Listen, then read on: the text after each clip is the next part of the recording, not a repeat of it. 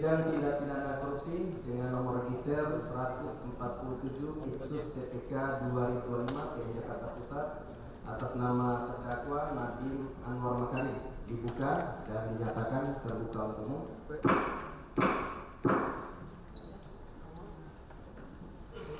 Terdakwa bagaimana kondisi hari ini? Sehat? Sehat ya, bisa mengikuti persidangan hari ini. Sebagaimana perintah sidang, hari ini adalah pembacaan putusan atas eksepsi atau perlayak keuangan yang diajukan terdakwa maupun penasihat hukum. Sebelum kami bacakan, mohon kami sampaikan. Untuk putusan ini sudah lengkap. Jika penuntut umum maupun penasihat hukum dan terdakwa tidak keberatan terhadap surat dakwaan yang sudah dibacakan oleh penuntut umum,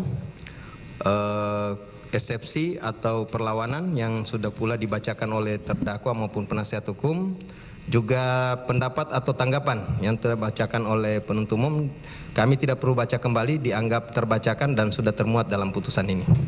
Bagaimana dari penuntut umum? Sepakat? Penasihat hukum? Sepakat ya? Terhadap pertimbangan hukum akan kami bacakan selengkapnya.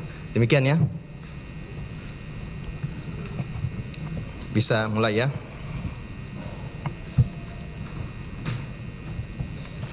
Putusan nomor 147 Pitsus TPK 2025 PN Jakarta Pusat demi keadilan berdasarkan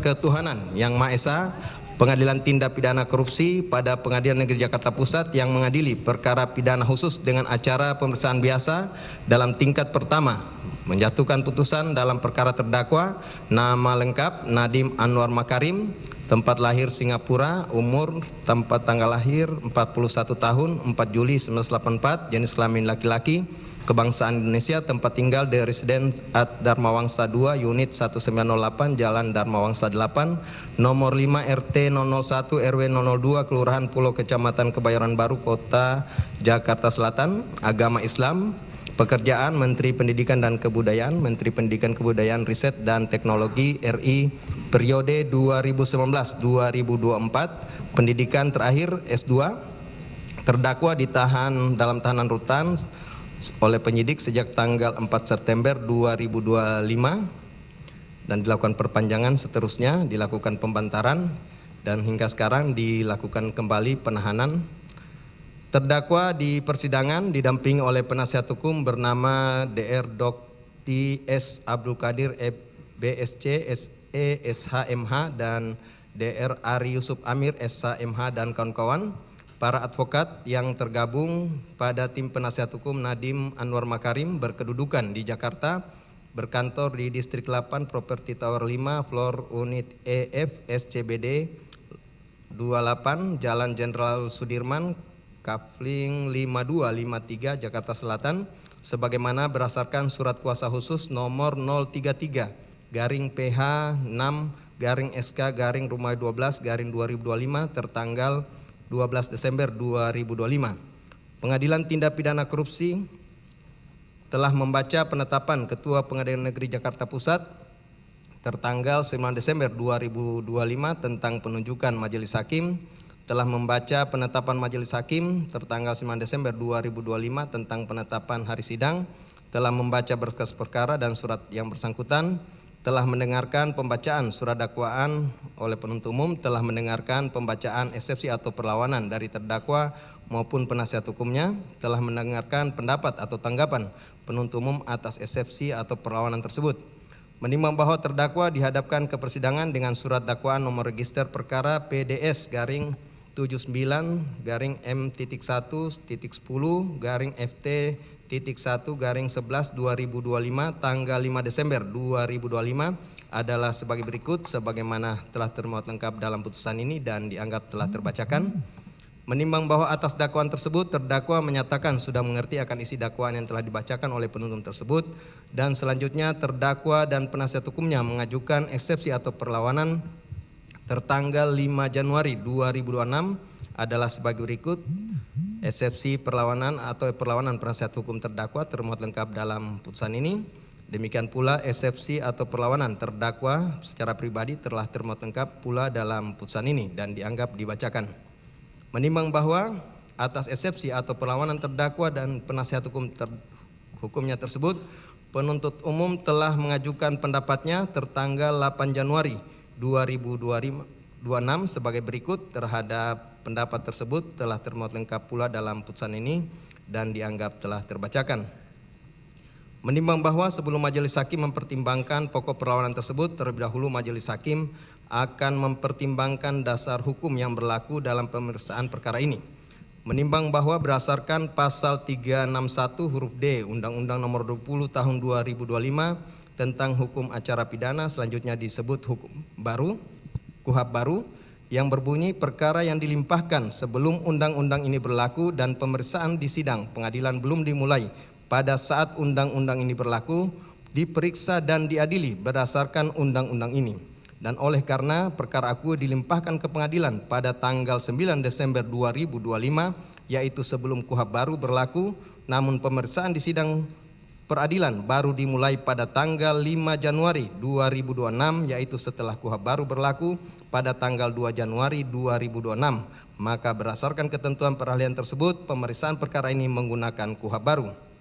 Menimbang bahwa berdasarkan pasal 206 ayat 1 KUHP baru yang berbunyi, dalam hal terdakwa atau advokat mengajukan perlawanan bahwa pengadilan tidak berwenang mengadili perkaranya atau dakwaan tidak dapat diterima atau surat dakwaan harus dibatalkan setelah diberi kesempatan kepada penuntut umum untuk menyatakan pendapatnya, hakim mempertimbangkan perlawanan tersebut untuk selanjutnya mengambil keputusan.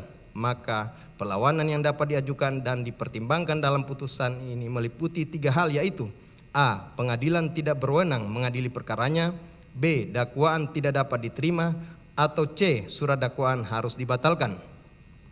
Menimbang bahwa setelah mempelajari dengan sesama perlawanan terdakwa dan advokat atau penasihat hukumnya serta pendapat penuntut umum tersebut di atas, selanjutnya majelis hakim akan mempertimbangkan eksepsi atau perlawanan terdakwa dan advokat penasihat hukumnya sebagaimana berdasarkan kategori-kategori tersebut adalah sebagai berikut.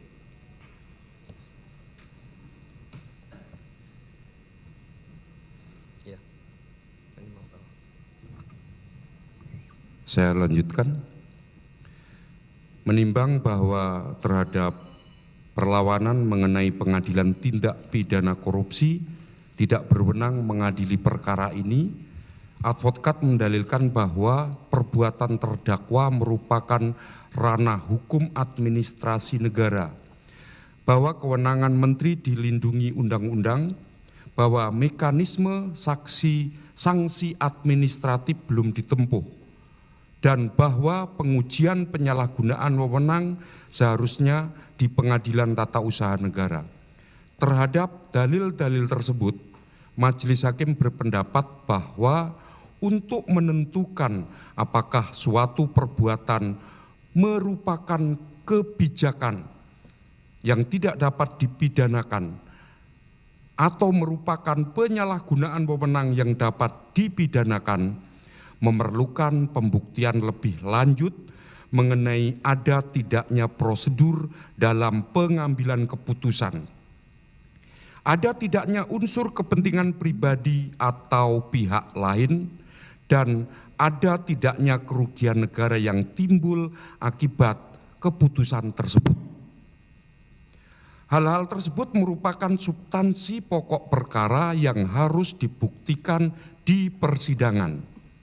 Pemeriksaan di Pengadilan Tata Usaha Negara sebagaimana pasal 21 Undang-Undang Administrasi Pemerintahan hanya terbatas pada keputusan administrasi pemerintahan, bukan pada perbuatan material yang didakwakan sebagai tindak pidana korupsi. Karena dalil perlawanan ini berkaitan erat dengan pembuktian pokok perkara, maka perlawanan mengenai kompetensi absolut haruslah ditolak. Menimbang bahwa terhadap eksepsi atau perlawanan mengenai penerapan KUHP baru dan azas leg favoreo, advokat mendalilkan bahwa dengan berlakunya Undang-Undang Nomor 1 Tahun 2023 tentang KUHP dan berdasarkan pasal 622 ayat 1 huruf L yang mencabut pasal 2 dan pasal 3 Undang-Undang Tipikor, maka dakwaan seharusnya menggunakan pasal 603 dan atau pasal 604 KUHP baru. Terhadap dalil tersebut, majelis hakim berpendapat bahwa berdasarkan pasal 2 ayat 1 KUHP baru, ketentuan pidana dalam peraturan perundang-undangan di luar KUHP tetap berlaku sepanjang tidak diatur lain menurut undang-undang. Undang-Undang Nomor 31 Tahun 1999 sebagaimana telah diubah dengan Undang-Undang Nomor 20 Tahun 2001 tentang pemberantasan tindak pidana korupsi merupakan undang-undang khusus atau leg spesialis yang mengatur secara spesifik mengenai tindak pidana korupsi dan tetap berlaku.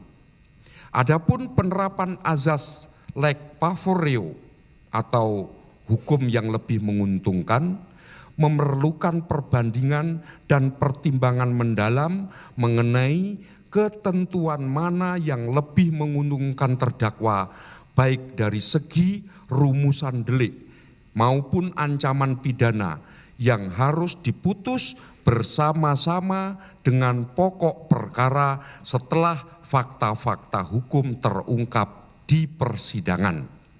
Dengan demikian, perlawanan ini harus ditolak dengan catatan bahwa majelis hakim akan mempertimbangkan penerapan azas leg favoreo dalam putusan akhir apabila relevan berdasarkan fakta-fakta yang terungkap di persidangan.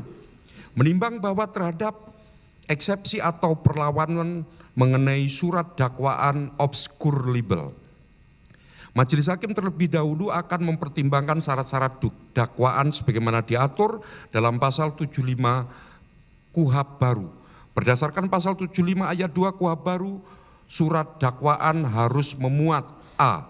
Nama lengkap, tempat lahir, umur atau tanggal lahir, jenis kelamin, kebangsaan, tempat tinggal, agama, dan pekerjaan tersangka, dan B. Uraian secara cermat, jelas dan lengkap mengenai tindak pidana yang didakwakan dengan menyebut waktu dan tempat tindak pidana itu dilakukan. Berdasarkan pasal 75 ayat 3 KUHP baru, surat dakwaan yang tidak memenuhi ketentuan sebagaimana dimaksud pada ayat 2 huruf B batal demi hukum. Menimbang bahwa advokat mendalilkan dakwaan obskur libel dengan berbagai alasan dan terhadap dalil-dalil tersebut, majelis hakim berpendapat bahwa terhadap dalil pencampur adukan kewenangan antara menteri dengan policy maker dengan kuasa pengguna anggaran sebagai pelaksana pengadaan, majelis hakim berpendapat bahwa pemisahan tersebut dan penentuan siapa yang bertanggung jawab atas suatu perbuatan merupakan substansi perbuatan yang akan diuji di persidangan berdasarkan fakta-fakta yang terungkap. Terhadap dalil bentuk pernyataan tidak jelas apakah terdakwa sebagai plagier, down plagier, made plagier, atau outlocker, majelis hakim berpendapat bahwa rincian peran masing-masing pelaku dalam penyertaan merupakan materi pembuktian yang akan diuji melalui alat-alat bukti di persidangan. Terhadap dalil konflik kepentingan dan tembus delikti, majelis hakim berpendapat bahwa waktu pengunduran diri terdakwa dari PT Gojek Indonesia dan kaitannya dengan jabatan menteri serta ada tidaknya konflik kepentingan merupakan fakta yang akan diuji pembuktiannya di persidangan.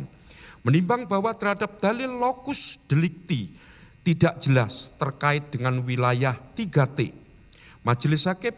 majelis hakim berpendapat bahwa penggunaan frasa setidak-tidaknya pada suatu tempat lain yang masih termasuk dalam daerah hukum pengadilan merupakan teknik penyusunan dakwaan yang lazim digunakan dalam praktek peradilan, terutama untuk tindak pidana yang dilakukan secara berlanjut dalam rentang waktu panjang dan di berbagai tempat dan telah diterima di dalam jurisprudensi Mahkamah Agung.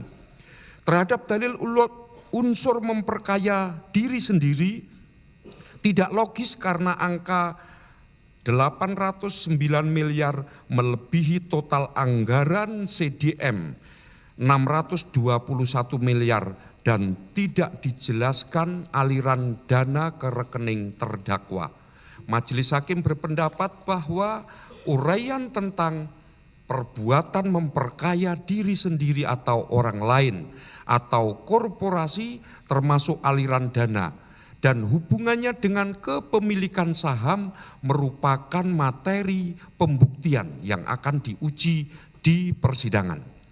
Terhadap dalil metode penghitungan kerugian negara yang tidak konsisten merupakan total loss dan markup secara bersamaan. Majelis Hakim berpendapat bahwa validitas metode perhitungan kerugian negara merupakan substansi pembuktian yang akan diuji melalui keterangan ahli dan dokumen audit di persidangan. Menimbang bahwa terhadap dalil ambiguitas dua angka kerugian negara yaitu 1,567 triliun dan 621 miliar, Majelis Hakim berpendapat bahwa penjelasan mengenai hubungan antara kedua angka tersebut dan cara penghitungannya merupakan materi pembuktian yang akan dijelaskan oleh penuntut umum melalui alat bukti di persidangan.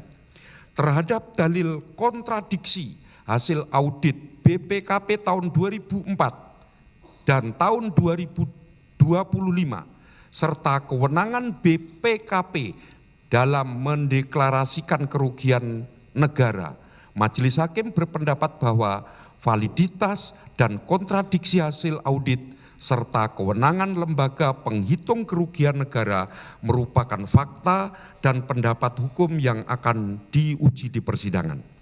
Menimbang bahwa berdasarkan pertimbangan-pertimbangan tersebut, Majelis Hakim berpendapat bahwa surat dakwaan penuntut umum telah memenuhi syarat formil sebagaimana dimaksud dalam pasal 75 ayat 2 huruf A KUHP baru, yaitu telah memuat identitas terdakwa secara lengkap dan telah memenuhi syarat material sebagaimana dimaksud dalam pasal 75 ayat 2 huruf B KUHP baru, yaitu telah menguraikan secara cermat, jelas dan lengkap mengenai tindak pidana yang didakwakan dengan menyebutkan waktu dan tempat tindak pidana dilakukan.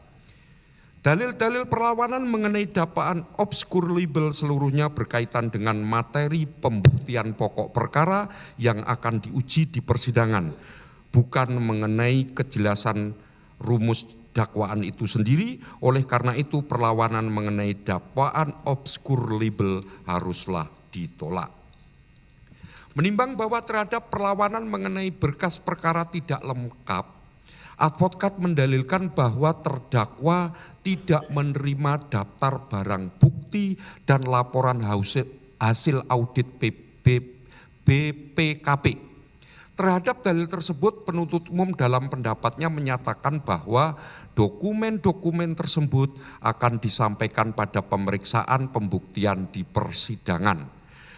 Majelis Hakim berpendapat bahwa tidak dilampirkannya daftar barang bukti dan laporan hasil audit dalam berkas perkara yang diserahkan kepada terdakwa tidak menyebabkan surat dakwaan batal atau tidak dapat diterima, karena syarat surat dakwaan diatur secara limitatif dalam pasal 75 KUHP baru dan tidak mensyaratkan kelengkapan dokumen-dokumen tersebut sebagai bagian dari surat dakwaan.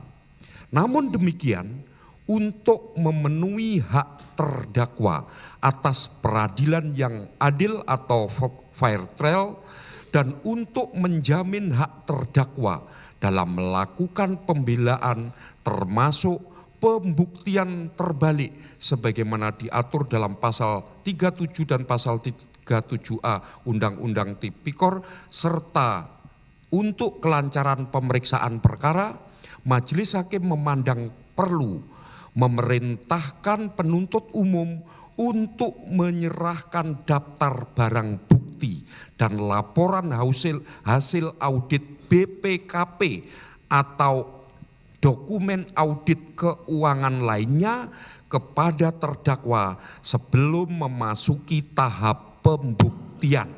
Dengan demikian, perlawanan ini tidak dapat dijadikan dasar untuk membatalkan surat dakwaan atau menyatakan surat dakwaan tidak dapat diterima.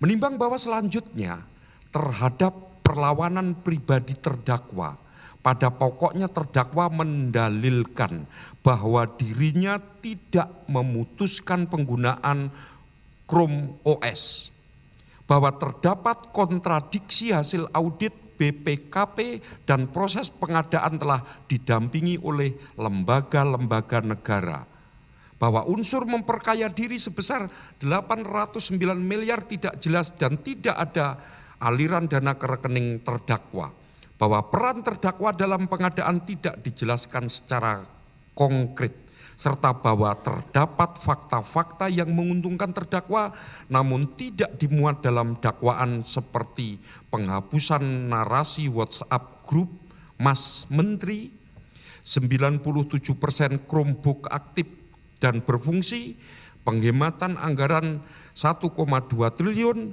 dan 86% murid menggunakan Chromebook untuk ANBK. Terhadap dalil-dalil tersebut, majelis hakim berpendapat bahwa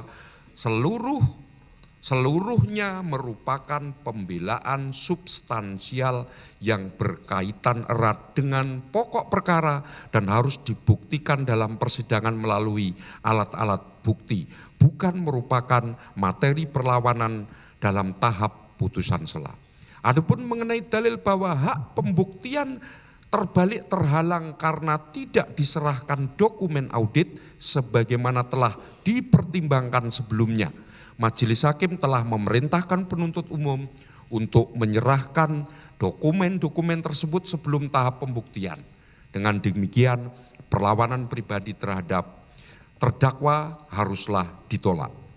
Menimbang bahwa berdasarkan seluruh pertimbangan tersebut di atas, majelis hakim berkesimpulan bahwa perlawanan mengenai kompetensi absolut berkaitan dengan pokok perkara harus ditolak, perlawanan mengenai penerapan KUHP baru dan azas leg favorio berkaitan dengan pokok perkara dan harus ditolak dengan catatan akan dipertimbangkan dalam putusan akhir apabila relevan. Perlawanan mengenai dakwaan obskur libel tidak beralasan hukum karena surat dakwaan telah memenuhi syarat pasal 75 KUHP baru dan dalil-dalil yang diajukan berkaitan dengan pembuktian pokok perkara. Perlawanan mengenai perkara tidak lengkap tidak dapat dijadikan dasar untuk membatalkan surat dakwaan, namun penuntut umum diperintahkan menyerahkan dokumen-dokumen yang dimaksud dan perlawanan pribadi terdakwa seluruhnya berkaitan erat dengan pembuktian dalam pokok perkara harus pula ditolak, sehingga dengan demikian terhadap eksepsi atau perlawanan terdakwa dan penasihat hukumnya tersebut di atas harus dinyatakan tidak dapat diterima.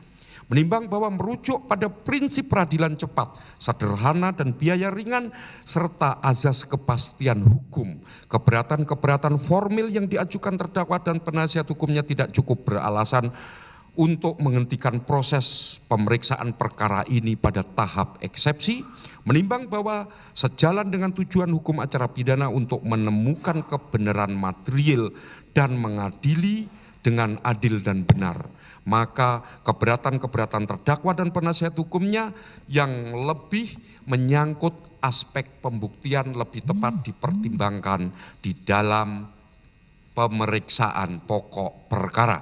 Menimbang bahwa karena keberatan-keberatan yang diajukan oleh terdakwa dan penasihat hukumnya tidak beralasan menurut hukum dan telah menyangkut pokok perkara, maka eksepsi atau perlawanan tersebut haruslah dinyatakan tidak dapat diterima. Menimbang bahwa oleh karena eksepsi atau perlawanan terdakwa dan penasihat hukumnya dinyatakan tidak dapat diterima, maka surat dakwaan penuntut umum adalah sah menurut hukum dan pemeriksaan terdakwa harus dilanjutkan. Menimbang bahwa oleh karena putusan ini mengenai keberatan dari penasihat hukum terdakwa terhadap surat dakwaan penuntut umum, maka penghitungan mengenai biaya perkara ditangguhkan sampai dengan putusan akhir.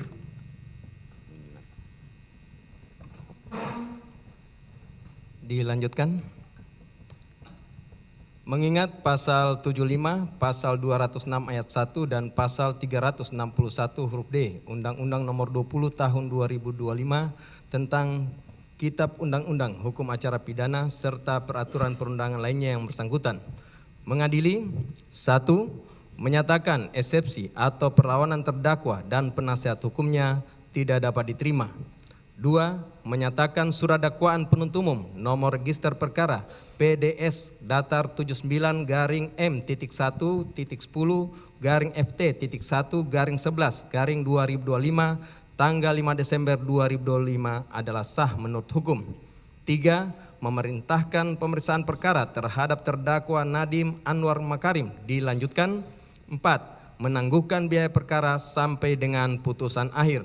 Demikianlah diputuskan dalam sidang perusahaan Majelis Hakim Pengadilan Tindak Pidana Korupsi pada Pengadilan Negeri Jakarta Pusat pada hari Kamis tanggal 8 Januari 2026 oleh Purwanto S. Abdullah selaku Ketua, Hakim Ketua, Sunoto, Eriusman, dan Mardiantos, Andi Saputra, masing-masing sebagai hakim anggota yang diucapkan dalam sidang terbuka untuk umum pada hari Senin tanggal 12 Januari 2026 oleh Hakim Ketua dengan dampingi para hakim anggota tersebut dibantu panitera pengganti pada Pengadilan Jakarta Pusat tersebut dihadiri oleh penuntut umum, terdakwa dengan didampingi advokat atau penasehat hukumnya.